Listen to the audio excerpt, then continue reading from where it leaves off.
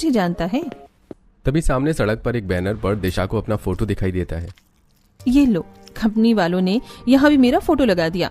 पूरे शहर में मेरे फोटो लगे हुए हैं। ये है दिशा, जिसके सिर के बाल उसके पैरों तक लंबे काले घने हैं। तभी दिशा के पास एक ऑटो आकर रुकता है।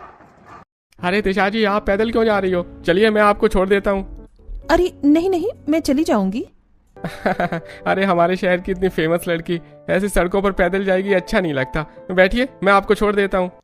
लंबे बालों के चलते दिशा हर जगह फेमस थी। थोड़े समय बाद दिशा एक बड़ी से घर में आती है, जहां उसके सास ससुर नीलिमा सुरेश, दो देवर राहुल नीलेश, नंद साक्षी और पति विनय ये सब लिविंग हॉल में बैठे थे।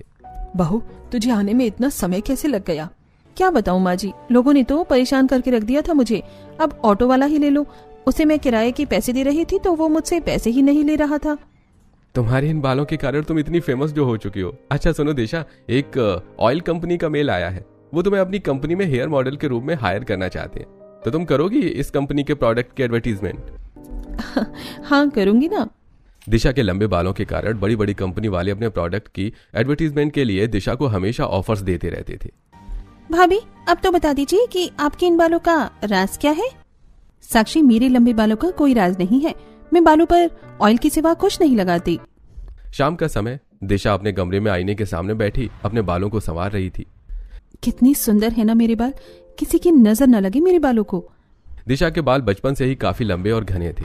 कुछ दिन बाद नीलिमा के घर उसकी बचपन की सहेली मेनका आती है। मेनका और नीलिमा दोनों सोफे पर बैठे बातें कर रही थी। तभी दिशा दोनों को चाय नाश्ता लाकर देती है। वैसे मानना पड़ेगा नीलिमा बहन, आपकी दिशा बहू ने आप सबको दुनिया भर में फेमस कर दिया है। सही कहा तूने मेनका। सोच रही हूँ कि अब मैं राहुल की भी शादी करवा दूं।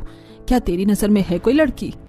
मेरी बहन की बेटी कविता भी तो कुंवारी है और छोटे बालों के कारण उसकी तो शादी भी नहीं हो पा रही है।